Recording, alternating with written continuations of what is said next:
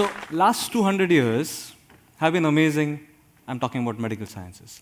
Last 200 years, we have achieved in medical sciences what we have not achieved ever before in our human history. We have understood our surroundings, we have understood the human body, we have understood diseases. And this has helped us now to increase the longevity. It has helped us to decrease sufferings.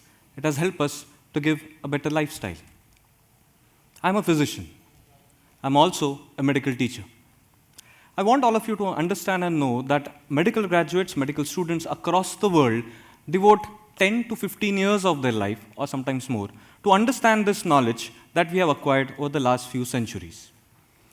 With this increasing know-how, one would expect that doctors would be perhaps the most cherished, most loved, most admired creatures on this earth. Well, I'm sure all of you cherish us a lot, but sadly that is not happening. What we are seeing increasingly now is study after study and news report after news report is telling us that there is an increasing mistrust against doctors as a profession. Now, there are many causes to this, but I believe there is one fundamental thing that we as doctors see. We meet patients in their most vulnerable states. We meet patients when they are afraid, when distressed, when they are sometimes really afraid of their life. Our science is incomplete, but it is in this hour that we try to provide them with the care. And yes, we charge them for this care. But that's the real problem, isn't it? We are meeting people when they are the most vulnerable, and we are taking a charge. Care and charge. Looking at it from a moral compass, it might seem sometimes very easy to think that we are caring just because we are charging. I believe that is really the charge and care paradox of our healthcare system. It is easy to misinterpret our care and believe that it is only because of the charge that comes along. This is only increasing the problems because today our medical education simply does not teach any medical graduate how much should he or she charge her patients. In fact, in the medical school, to talk about taking care of a patient and in the same breath talk about charging the patient is almost a taboo. We don't do that. Contrary to what you might believe, we don't talk about that in medical school. It's absolutely a taboo. And I believe that's only increasing the problem because our doctors, the young generation of doctors, are completely inequipped to handle the crisis. Few decades back, 2 decades back, in this country, a doctor who has specialized would have either of these two options. If he has specialized, most of the doctors, he or she, would join a government hospital. Joining a government hospital would mean you provide the services to your patient, the government will take care of how much to charge, you don't really need to bother about charging. Remember, these are the very doctors who have served the society and are our teachers, but they have not been themselves charging patients for a very long time. The few doctors, few decades back, who used to enter the private practice, used to very easily adapt to the local environments, to the local values. And the charging system that they used to charge for the patients for the services was in, as my previous speaker said, locally acceptable terms. But the advent of the corporate and the advent of its twin brother, the insurance system, has changed everything. I understand I'm talking to a crowd which is perhaps largely made of people who serve and work with the corporates. But understand how that has changed us. No longer does a doctor who is not trained in finances, not trained in understanding the world of finance, no longer can a doctor come out today and say, I will start my practice independent of the corporate hospital. It's much easier today for a doctor to join a corporate hospital to get employed. Let me ask you, how many of you today would prefer going to a doctor who is perhaps XYZ qualification and working in a corporate big setup versus a doctor who is the same qualified but working in a small clinic? I'm sure all of you already know the answer. Where are you going to go? Not only you, I'm telling you, most of the times when I get a patient who is really poor, who cannot afford my services and cannot afford the ongoing cost which I can know is going to come, I tell them go to a government hospital. They simply deny. They would spend the earnings of their entire family and still go to the corporate hospital. We are the ones pushing for this culture, and there is a cost to pay. Let me share you an example to elaborate how the cost is being paid by us, all of us, including doctors and patients. I see a lot of patients who come to me with joint diseases. These are young patients. Sometimes when patients come to me with such swollen joints, I need to give injections into the joint to relieve them of the pain and suffering. On an average, such a procedure would cost the patient 1,500 rupees. India is booming with medical tourism. So I do see a lot of patients who come from overseas. Once I was seeing one such patient in a corporate hospital. I told the lady, I think you need an injection. The injection is perhaps going to cost you so much. Please go and make the payment while I get ready to give you that injection. It would take me 15 minutes to do that. I was just getting ready. The lady came back, said, Doctor, I don't think I can afford this. This is too costly. I said, 1,500, you have traveled half across the globe to meet me, and then you think this is costly? She said, no, doctor. The cost is 8,000 rupees. I thought there is a mistake. I went out to the lady at the reception counter, the lady who takes care of the payments, and I told her, I think there's a mistake. This lady does not need to undergo any other procedure. This is the procedure, and this is the cost. She said, no, doctor. She is a foreign national, so she would have to pay this cost. I almost got into an argument. I told her, see, I understand the human anatomy. I started doing what doctors do. We know only this much. So I started saying, I know the human anatomy. This is how the leg is. This is how my injection would go in. This is the drug. This is the me. I know what to do. She looked at me, and she almost said, Doctor, you know what is to be done, but you don't know or you do not decide how much should we charge. There is a cost that we need to pay. I agree, healthcare cannot be free. And if you look at the cost that we are bearing, if any one of you has traumatically undergone the experience of getting hospitalized, I'm not saying traumatically in any irony, any hospitalization, if I am to be hospitalized, is traumatic. It's not a good experience. But if you look at the cost that we have to bear, we need to bear the cost for laboratories. We need to bear the cost for investigations, which are sometimes radiologic investigations. We need to bear the cost for paying for the drugs that we get, for the hospital bed, for the surgery if you have to undergo, and you pay the doctor. If you calculate, it would come to around 25 to 30% that you actually pay the doctor, but the doctor remains the face of this healthcare system. I'm not saying this cost is unnecessary. This cost goes in certain sense because there is research which is pushing our work ahead. We need infrastructure to build such big hospitals and sustain them. This is necessary. We have staff to sustain. We have processes to sustain. This cost is necessary. I'm not against the cost alone, but I am against the consumerism which is gripping the healthcare sector. There is no need for it to be this way, is it? Think about it. Just think about it. I, as a doctor, for 10 to 15 years, was believed or taught to believe that I'm going to serve the healthcare services. But when I came out, I realized I'm supposed to serve the healthcare industry. Well, what industry am I really working in? What am I making? Am I producing life somehow? I'm not yet capable of that. But I'm supposed to work in the healthcare industry. The day a doctor gets employed, the patient becomes a customer. Your survival charts are replaced by profit and loss statements. And then there is this maddening spiral to only increase the cost. I believe my contention today is that medical education is the answer to solve the health and care paradox.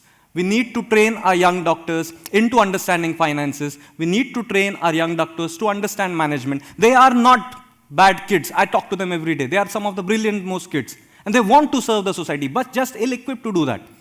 And do we have examples? Yes, we do have. All of you, I'm sure, must have heard of Dr. Devi Prasad Chetty. He has been a TED speaker, the one who leads Narayana Health. Narayana Health has been working to give cardiac surgeries at a cost of less than $1 per day. This is happening in India. We have heard about Arvind Eye Care, again a TED talk that I would want all of you to go back and look, where 50 to 60% of eye surgeries are given free of cost, and yet the institute runs in profit year after year. Right in this city, we have Dr. Anand Nadkarni. He is an eminent psychiatrist. Some of you might have heard about him. Dr. Nadkarni and his teams works amongst multiple other things that he does. He works on the question of de-addicting patients. He works for all the strata of society, but there are patients who come from the really poor class, alcoholics very often, who simply would not want to come for the treatment. He has an amazing model that works. His institute started employing the wives, the spouses of these addicts, who are anyways financially poor. They started making these wives financially independent. As the wife became financially independent, the husband now looks into it. What are you doing over here? How does that? You are no longer asking me for money. That is the curiosity which brings him to the de-addiction center. Now, Dr. Nadkarni and his team does an excellent job not only of getting him corrected of his addiction problem, but making him a champion for the cause for the rest of the community. He goes out and gets many more patients. It's not a problem of one patient, it's a problem of the community that this doctor is able to solve. The burning question is this reproducible? Narayana Health, Arvind Eye Care, Dr. Nadkarni, and many more like him. Is this reproducible? I believe today, sadly, no. And the answer is no, because we are never taught about it.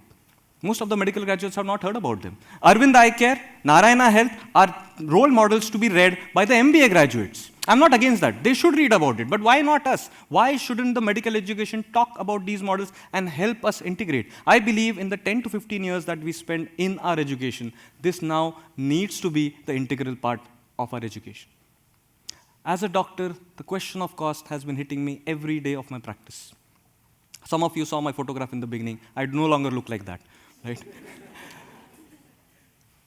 I see patients who come to me with severe joint pains. If I don't treat them in time, or rather if they don't get the treatment in time, most of them would suffer with this pain for the rest of their lives. Some of them at the cost that their hands are going to get deformed and perhaps never get straight again. When I ask them on a scale of 0 to 10, how much is your pain? 0 meaning no pain, 10 is the worst pain in your life. Most of them tell me, doctor, my pain is 8 out of 10. Excruciating pain for years together. It's not one day, it's years together. I try treating them with some of the common medications, simpler medications, I should say, less costly medications, but I'm not always going to be successful. There are times when they require medications which are way costly. Just to give you an example, one of such medication would cost them 1.6 lakh rupees today. I ask them to get that money, they don't have it. Even if I treat them free of cost, the patient is still not going to get treated. I ask them to meet the charitable institutes which are across the city. Most of them come back saying, we were refused because this is not a treatable condition. Because it was not a treatable condition, we refuse and allow someone to stay in pain 8 out of 10? I cannot understand this. We started thinking about it. We started putting together a team which could work on this. When we started our own health organization, now we started negotiating on behalf of the patient with the pharma companies and try to bring down the price. We started taking donations, starting holding camps across the city to create awareness of this. Today, I can say proudly on the stage, we have been able to bring down the cost such that the patient pays only 13%, 21,000 for a drug which will cost 1.6 lakh rupees. And that, I believe, is not because I'm a doctor, but that I believe, thank you, that I believe is because I have been able to apply the principles of management which I'm learning from my friends on the other side. Statistics, mathematics has fundamentally changed the way medicine is practiced and understood over the last 200 years. And yet, we have not been able to solve the equation of death. Perhaps it is not yet in sight. But I believe our inability, our ignorance of the equation of how much should it cost to save or better a life, that is what is costing more lives today than ever before. And our medical graduates today, our medical students today, need to be trained on this aspect.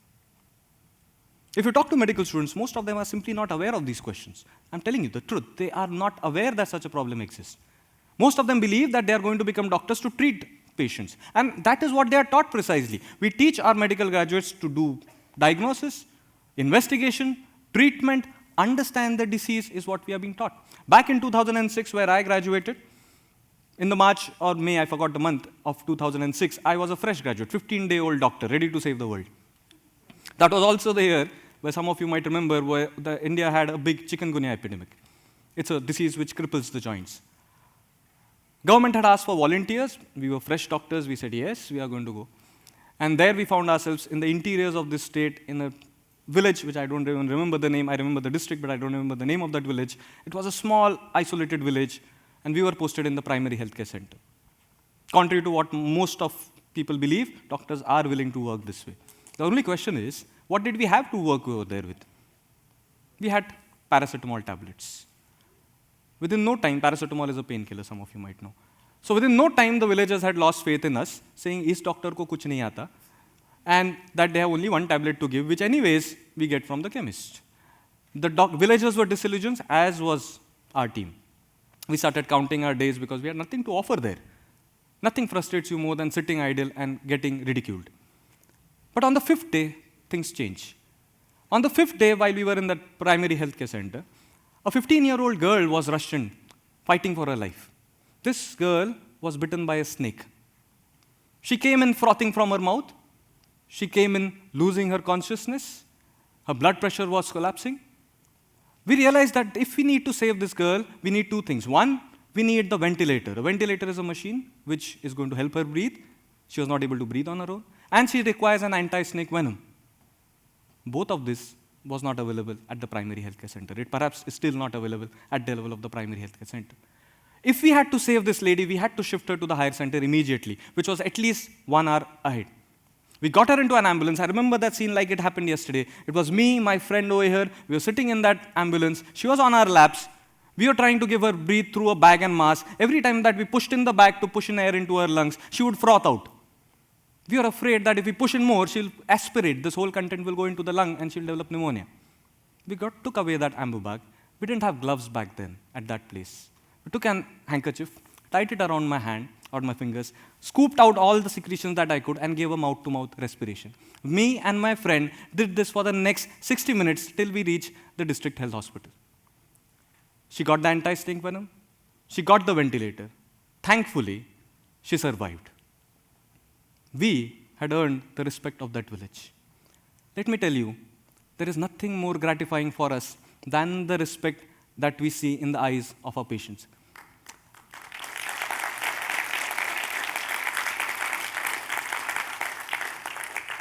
But if I come to think about it, what brings this respect to the medical profession? I think there are two things which has been doing it. First is our knowledge. Second is the care that we provide. Knowledge is something which has always been the domain of doctors over the last 200 years. The science has progressed, march, has run, has sprinted at a pace where even we find it difficult to keep up. And with this, there is no way, till recent past, that a doctor and a patient's knowledge about the disease could ever match. There was always this knowledge gap. If you come to me as a patient, I would know much more than you about your disease. That was enough very often to get me the respect. That's what I work for, by the way. That was enough to get me that admiration till a few years back. And our training is largely focusing on this knowledge. You need to know, you need to know, you need to know. Yes, I do know. But then came the internet. Today, in your smartphones, you can type up and find about any disease that you want to. If I want to treat a patient, I need to remember at least 1,000 diseases, and that's a lower estimate. If you need to know about the disease, you need to know about one. That's your disease. Just Google it up. You'll find it. The knowledge gap is gone. Not always the correct thing to happen, but yeah, it's pretty much shrunken down to an extent that we cannot any longer expect as doctors that just because we know, we would get the respect. But that brings us to the second aspect of the story. We care, and we have been caring for a long time. What that village gave me the respect for that day was because they saw me care and they believed I acted according to their expectations. Internet has not only changed the knowledge, it has also changed the expectations that patients have from doctors now. Care, just like justice, cannot be just a concept. We need to see care being delivered. But are we training our doctors in delivering this care? Unfortunately, our entire focus is on knowledge. The care aspect needs to be worked upon. How do we do that? I believe humanities and arts is the key. There has been work happening across the world, noticeably the work happening in Boston, where students, when they were exposed to seeing arts, when they were exposed, medical students I'm talking about, when they were exposed to see arts, when they were exposed to see paintings, they could make 38% better diagnosis. Better clinical observations. Who knows, that might translate into bringing down the cost because we might not have to investigate as much. Teaching arts, music, drama to medical graduates will help them improve their emotional quotient. I see a lot of young audience here. How many of you youngsters over here, even if I tell you the details about cancer, will be able to tell someone that you have cancer and you are going to die in 6 months? That does not require the knowledge of cancer. That requires me to connect to the individual. But you need to teach me that. You can't expect everyone to just come up knowing it, that just because I know cancer, I know how to tell about cancer. That simply won't happen. The research, the pace at which it is going, and the way humanities should be integrated is what we try to do at our medical academy. We try to train medical graduates to understand the cutting-edge research, to assimilate that, and to present it in creative manners to their peers. What you're seeing over here are not singers. They are medical graduates who are composed and are playing out a song about quit smoking. Those of you smoking, by the way, should quit smoking. But they are making a song to help people understand about it. These are not students who are playing around with some game. They are describing some of the most dangerous diseases that we know in medical science, but they are doing it by innovating themselves. We call this unplugged because we are trying to plug them off the system and understand their position in the society. As they do that, one of them has actually written a blog saying that we evolved as human beings more than we evolved as doctors through this process. Ladies and gentlemen, I talk to doctors, medical students, in fact, for a very long time in my career. I've been doing that almost every day now. In my students, I see hope. In my medical students, I see the passion to work for the society, which is infectious. But I believe it is our responsibility now to train them better, to become the pillars of human achievement tomorrow. Pillars in terms not only of the knowledge that they will have better than us, but that they will be caring and that they will be providing this affordable care to their fellow human beings in their hour of despair. Thank you.